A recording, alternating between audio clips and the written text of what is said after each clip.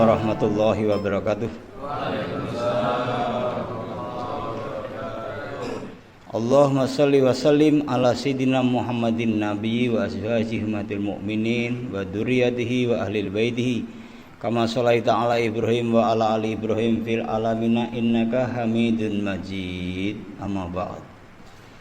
Faqad qala Allah Ta'ala fi kitabil karim. A'udzu billahi minasyaitonir rajim. Bismillahirrahmanirrahim. Al-yauma akmaltu lakum dinakum wa atmamtu alaikum nikmati wa raditu lakumul Islam madina. Pada hari telah kusempurnakan bagi kalian agama kalian.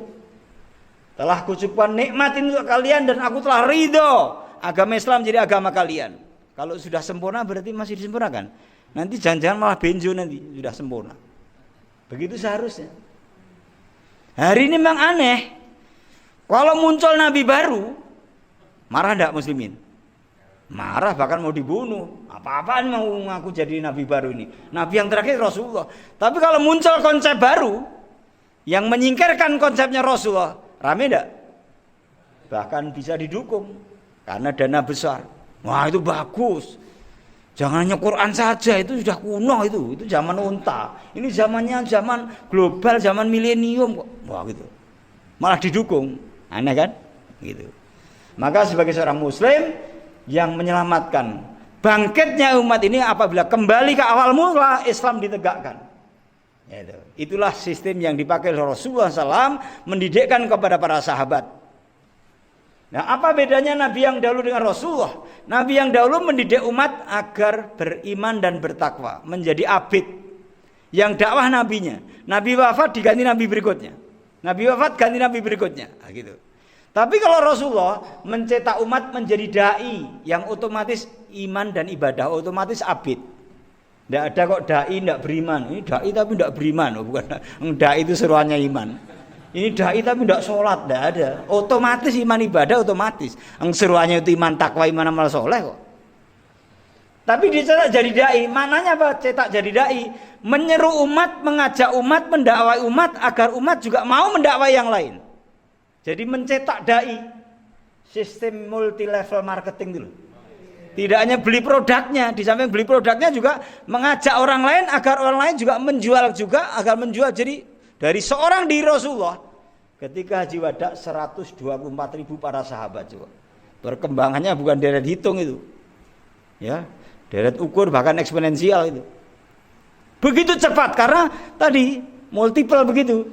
Jadi bukan hanya iman amal soleh, ini perbedaannya. Kalau Nabi yang dahulu umatnya yang penting iman amal soleh, rata-rata begitu. Tapi kalau Nabi yang terakhir mencetak setiap umat bagaimana jadi dai. Dan yang dimaksud dai tidak mesti pandai ceramah. Ceramah itu ada syaratnya, daya ingat, nalarnya, kemampuan dan seterusnya. Dan sahabat juga tidak semuanya ahli agama, tapi semua agamawan. Semua sanggup mengamalkan agama. Disuruh agama sanggup siap. Tapi untuk jadi ahli agama harus bisa menerangkan sana tidak mesti. Dan syarat masuk surga bukan ahli agama, tapi agamawan. Kesiapan diri menerima agama. Kesiapan diri ketika di agama diserukan kita siap. Walaupun kalau ditanya dalilnya apa tidak paham. Kamu tahu hubungannya tidak paham. Tapi ketika diseru agama siap. Nah gitu. Itu agamawan namanya. Kalau Rasulullah ideal, ya ahli agama, ya agamawan kan gitu. Tapi tuntutannya adalah agamawan, maksudnya siap mengamalkan agama. Kemudian Rasulullah ini dakwahnya ada dua tipe. Ini perbedaan dengan Nabi yang dahulu. Satu tipe merupakan kumpulan kerja dakwahnya para Nabi yang dahulu dalam rangka menghidupkan agama di suatu tempat. Namanya lokal, tempatan atau makomi. Hidupkan agama di keluarga. Di keluarga-keluarga lain dalam satu kaum. Di kaum-kaum lain dalam satu kota. Ini namanya, ini amalannya para nabi yang dahulu, dakwahnya begitu, hidup agama di satu tempat. Lah satu tipe lagi atau istilahnya satu sayap kenabian yang kedua, Rasulullah sebagai khotamul anbiya, penutup para nabi yang tidak ada nabi lagi, sedang misinya wa ma arsalnaka illa kafatan linnas, diutus untuk seluruh manusia. Wa ma arsalnaka illa rahmatan lil alamin, seluruh alam, untuk turunnya rahmat seluruh alam. Selama alam dikehendaki itu masih misi Rasulullah untuk pengatasan segala macam jenis penyakit umat. Bagaimana mengemban misi dakwah agar sampai ke seluruh manusia, seluruh alam, pengatasan segala macam jenis penyakit. Caranya bagaimana? Inilah Allah berikan sistem yang canggih yang telah dididikkan kepada para sahabat, yang menjadi ikutan bagi siapa yang mengikut bakal diridhoi Allah, sukses masuk surga dan dirinya kekal abadi di sana, kemenangan yang besar.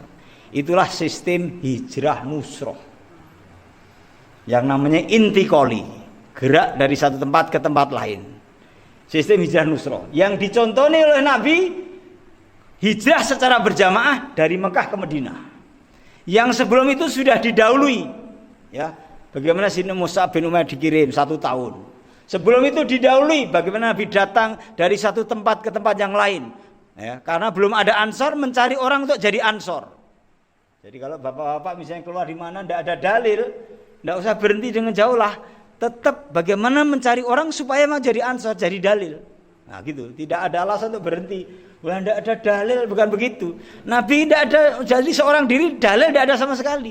Mencari dalil, mengolah orang, dekati orang supaya mau menolong agama ini, menjadi penunjuk jalan dan seterusnya. Nah gitu. Nah idealnya Muhajirin Ansor bekerja. Sebelum itu hijrah ke mana? Taif. Tokohnya tidak boleh, rakyatnya digerakkan untuk mengusir. Nabi dilempari dengan batu sampai berdarah-darah. Malaikat sampai marah. Mereka tidak punya nafsu itu sampai bludrek. 2 gunung ini bagaimana dijebleskan untuk membunuh orang Taif karena telah kurang ajaran menyiksa nabinya. Itu. Tapi Nabi jangan kau hancurkan dengan itu. Ya. Kemudian Nabi berdoa, Allahumma hdi qaumi fa innahum la ya'lamun. Masih dibela umat yang seperti itu. Karena aku berharap nanti dari tulang sulbi mereka akan dapat hidayah. Itulah muncullah nanti Muhammad bin Qasim As-Saqafi dari Bani Saqif yang Taif, yang membuka nanti Pakistan, India, Bangladesh, Sri Lanka, itu beliau, ya, di provinsi Singh pertama di situ. Ini masih muda umurnya sekitar 18 tahun. Ini doanya Rasulullah dari Bani Saqif. Itu. Jadilah dakwahnya dengan sistem hijrah nusroh. Lah namanya hijrah, ya tentu meninggalkan rumah. Saya mau hijrah tapi di rumah saja, bukan hijrah namanya. Rumah ditinggal, istri ditinggal, anak ditinggal, memang begitu. Dalam rangka tegaknya agama, tersebarnya agama. Yang terakhir, Rasulullah sudah wafat. Dalam kerja dakwah 23 tahun, misinya seluruh manusia, seluruh alam. Lalu siapa yang bertanggung jawab? Inilah setiap orang Islam, bukan hanya ulama. Setiap orang Islam mendapat tanggung jawab, kewajiban dari Allah memikul tanggung jawab dakwah ini, ya, sebagai naibu Rasul. Barang siapa yang memikul tanggung jawab ini, maka dimuliakan, dipuji oleh Allah yang Maha Terpuji. Kuntum khaira ummatin ukhrijat linnas. Kenapa begitu? Karena diberi pekerjaan yang terbaik. Wa man aksanu qaulan miman da'a ilallah. Berwujud dakwah berupa amar ma'ruf nahi munkar. Maka untuk itu masing-masing kita siapkan diri kita untuk menyambut tuntutan agama. Tidak ada usaha yang melebihi dagangan hasil labanya melebihi kerja dakwah. Kerja dakwah ini kerja tertinggi, kerjanya kekasih Allah. Maka barang siapa kita ambil kerja ini, maka akan dipilih oleh Allah, dan kalau Allah memilih tidak ada salah, tidak pernah salah. Nah, ya, mudah-mudahan kita termasuk orang yang dipilih oleh Allah. Siapa yang dipilih Allah? Yang ketika ditawarkan dia mau mengambil bagian, berarti dipilih oleh Allah. Insya Allah semua bersedia, insya Allah. Kurang lebih minta maaf. Mudah-mudahan Allah pilih kita hidup ini untuk kerja dakwah sampai mati di dalam dakwah, dalam puncak pengorbanan, dalam kebenaran iman. Mudah-mudahan menghadap kepada Allah dalam keadaan husnul khotimah. Kurang lebih minta maaf. Kita akhiri dengan doa kifaratul majlis. Subhanakallahumma wa bihamdika asyhadu an la ilaha illa anta astaghfiruka wa atubu ilaik. Bagi siapa-siapa nanti yang ingin mendaftarkan, meningkatkan diri 4 bulan, 40 hari dan sebagainya, silahkan nanti dikoordinasikan, dimusyawarahkan. Assalamualaikum warahmatullahi wabarakatuh.